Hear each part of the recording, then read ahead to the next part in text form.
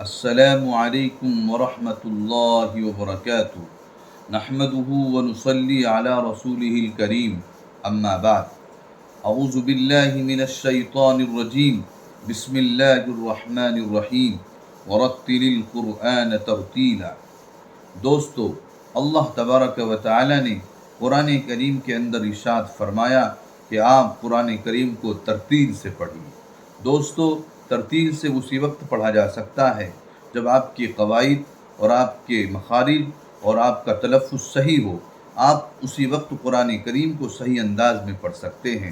دوستو، آج یہ میرا سیکنڈ بلاک ہے قرآن کریم کے اوپر، اور میں اس میں آپ کو تعوذ یعنی اعوذ باللہ کیسے پڑھتے ہیں اس کے بارے میں بتلاؤں گا۔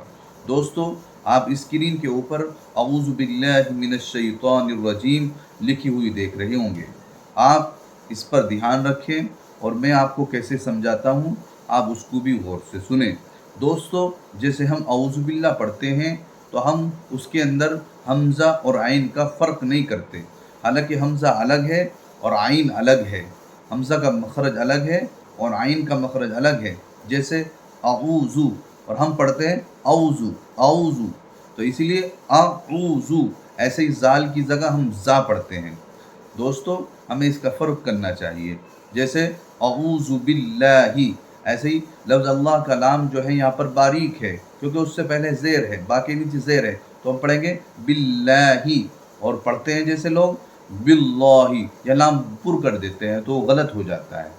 تو اسی طرح اعوذ باللہ من الشیطان، تو یہاں پڑھتے ہیں ہم طوا، من الشیطان، تو یہاں تا کھڑا زبر تا، تا کھڑا زبر تا، من الشیطان، پھر سے سنیے، من الشیطان الرجیم، زیم نہیں، زا نہیں، یہاں پہ جیم ہے، جیم، من الشیطان الرجیم۔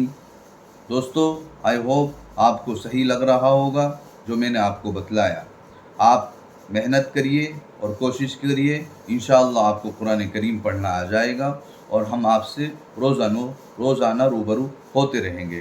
دوستو، پھر ایک مرتبہ سن لیجئے، اعوذ باللہ من الشیطان الرجیم، اعوذ باللہ من الشیطان الرجیم۔